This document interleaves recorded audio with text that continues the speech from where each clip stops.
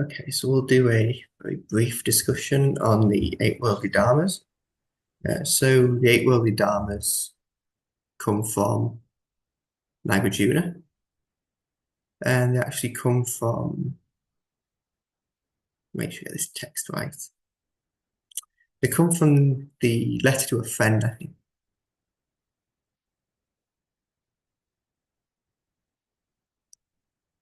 Just trying to find the actual root text. It is. Yeah, so they come from like verse 29 of Nagarjuna's letter to a friend.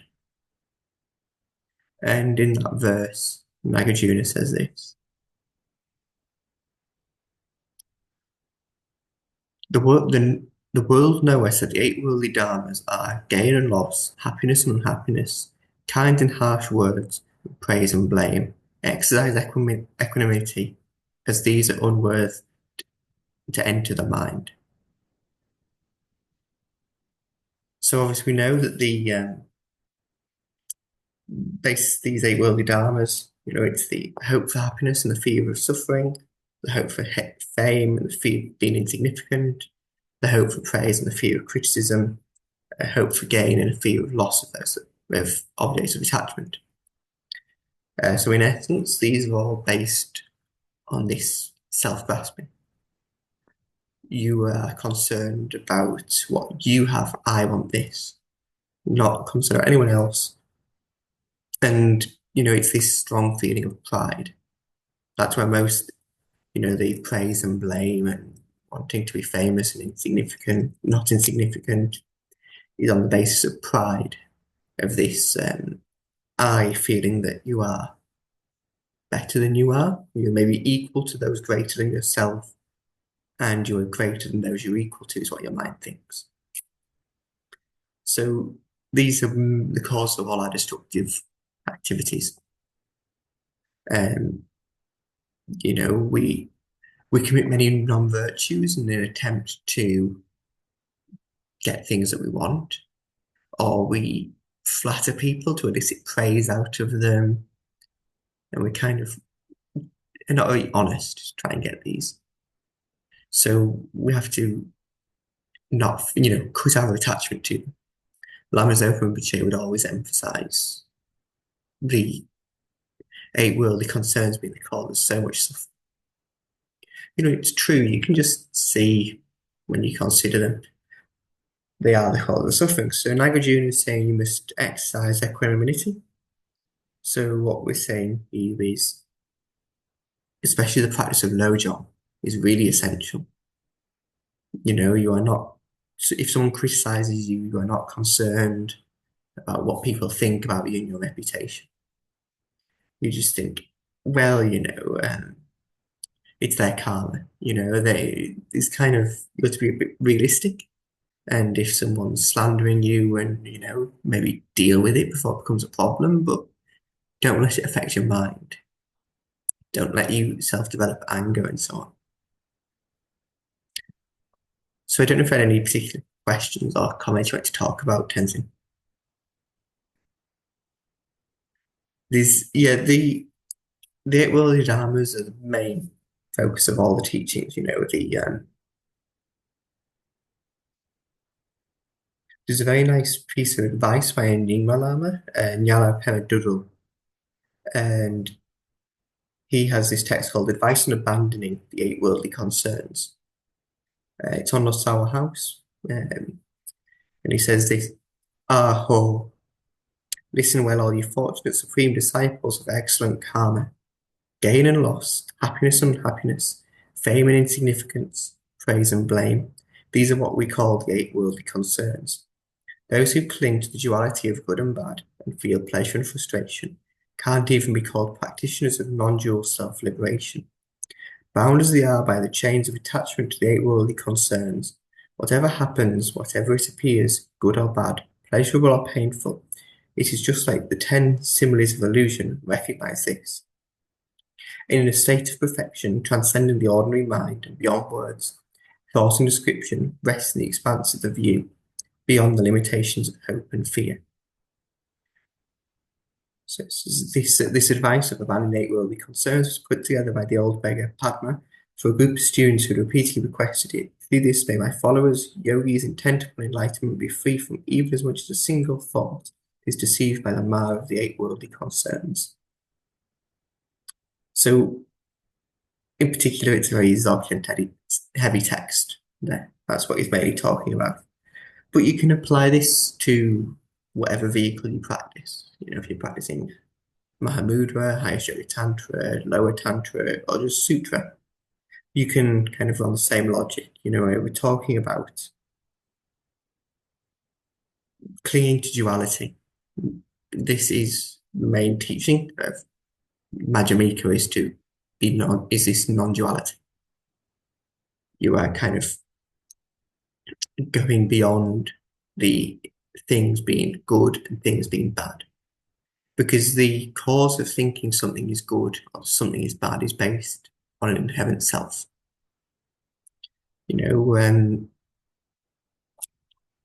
Mala, my particular mala here is just a very plain sandalwood mala, but I like it. It's one I've used for a long time. It's maybe a bit damaged in places where it's been used in debate and so on. But so to me, it has a very positive connotation. I have this remembrance of debate and the blessings of my various teachers where they've blessed the mala for me. So it's based on a concept of an I and mine. I like it because my teachers have blessed it. But to someone else who might see this, they might look at it and think, well, that's an old mala. It's a bit damaged and the sandalwood's worn and it's lost its fragrant aroma. That's not a very good mala because they don't have that same feeling of my towards my teachers that have blessed it, but they have a feeling of my and this ego towards a very attractive mala, and they might want a turquoise mala or a pearl mala, or a bodhi mala that looks a lot nicer. So you can just see that this mala could be good or it could be bad depending on your perspective. So there is no kind of inherent quality of goodness or badness to it. It's just a mala. And even then, it's just what we impute as a mala. A Tibetan would just say it's a trengwa. Or a Catholic might just call it a rosary. These are all terms we impute on it as well. So we go beyond that. We think how praise, wanting to be famous and not wanting to be insignificant also comes from this kind of grasping at these things being important and being famous as kind of existing from its own side. Whereas if you see it doesn't exist inherently, you have no concern of what people think. It's just a result of past karmic conditions. There's nothing you can do about it. There's no point making yourself suffer because of what people think. So in that way, you just have to think. Basically, the eight worldly concerns can be summed up into good and bad. As much as you think, in the sense, being gain of things you want is good, loss of things you like is bad, happiness is good, unhappiness is bad, praise is good, blame is bad, and so on. And fame being good, insignificant being bad.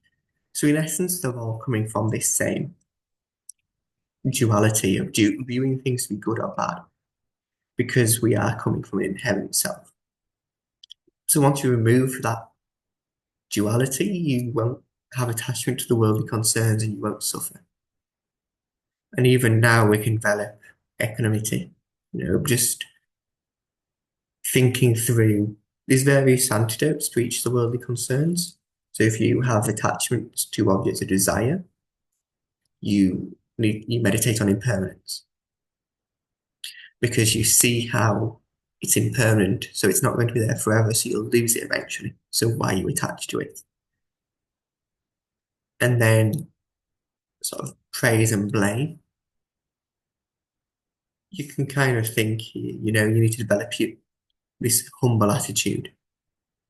It's kind of a source of pride. You want praise so you can look at me, I'm a great meditator. You need to then focus on being humble and not developing a very strong sense of self and rejoicing in others' good qualities is a very good antidote to this kind of pride. And the same with being famous. You can maybe meditate on the drawbacks of being famous. It causes lots of problems in the worldly sense. Very famous people suffer, and even Dharma teachers, when they become famous, they have great ability to benefit beings, but they also have great obstacles. His Holiness has always said how he wishes he could do more retreats. But because he's so famous and well known, he has to teach non-stop, which is, he says, is very good because he has to benefit to spread the Dharma, but at the same time, there's benefit to be gained from doing retreats. So for both worldly and Dharma perspectives there. And then, yes, that's sort of gain and loss. And sort of happiness and unhappiness. This is where you just need to develop this feeling of equanimity. Okay, there's nothing wrong with wanting to be happy and to avoid things that are causing you to be unhappy. It's perfectly reasonable to do that. But we need to be realistic, and you can't always have happiness. And kind of again, meditating on impermanence, seeing that things that bring us happiness will end. And in the same way, things that cause us suffering will end. So as much as we work to be separate from this suffering, it's not necessarily going to work. But if we think, oh well, I'm suffering right now, but it won't last forever, you can work your way through it. So yeah, the main way to contemplate with the eight worldly dharmas is to focus on impermanence and emptiness. And yeah, you just got to slowly work and chip away at them because they're very strong. Lama Zopa Rinpoche's book, The Eight Worldly Dharmas, is a very good resource. Um, it's full of practical advice. It's kind of a collection of Lama Zopa Rinpoche's oral teachings. There should be plenty of copies in Orlando. If you can get yourself one, it's good. I think it's in French as well now. So yeah, Yeah, it most probably is. Uh, so basically that's everything I have to say on the eight worldly dharmas. There's not a lot I can say because I'm still under the control of them. But if you have any questions, Tenzin, yeah, I do. I remembered that when I attended Ling Rinpoche's teaching at Nalanda this last summer, he mentioned that the best medicine uh, to get rid or to of the eight worldly dharmas was uh, mm, how did he call it? Meditation on death on 9 points. 9 points meditation on death. Do you have any idea what this is? yes, Because he so didn't go too far. yeah, so this is one of the ways of relating to meditating on impermanence. The ninefold death meditation is it's a division into so it's called the ninefold because it's a division of three into three. So the first is death is certain, and the first point, death is certain, is divided into three. And then the second point is the time of death is uncertain, and that again is divided into three. And then the third is that at the time of death, it's it's certain. It's the results are certain. So it's saying karma about karma being certain. I'll just check. There is a Yeah, no problem.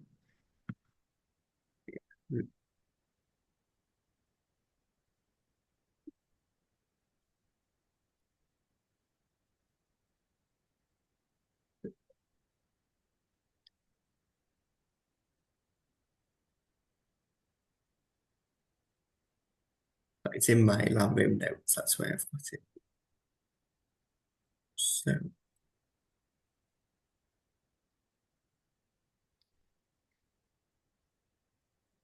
yeah. So the key points. So one, death is certain. And this is right into the following three. Death is unavoidable. There is no one who has escaped death. Two, every moment is a step towards death. You have a this kind of comes from Tibetan Indian medicine where you have a set lifespan and there's no yeah, it can be extended actually, but basically it says every moment's moving towards it and you can't push it back.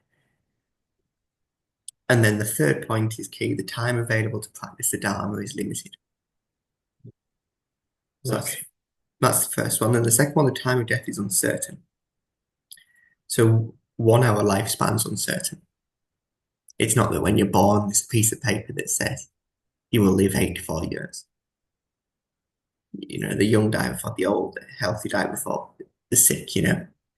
There's no way of being certain. The second point is there are many causes of death. You can get sick and die.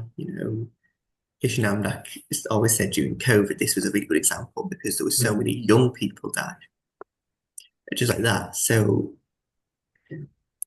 we often think, I'll get old and I'll die of sickness or. But you could be run over by a car tomorrow morning. There's no knowing. And then the final one is the human body's fragile.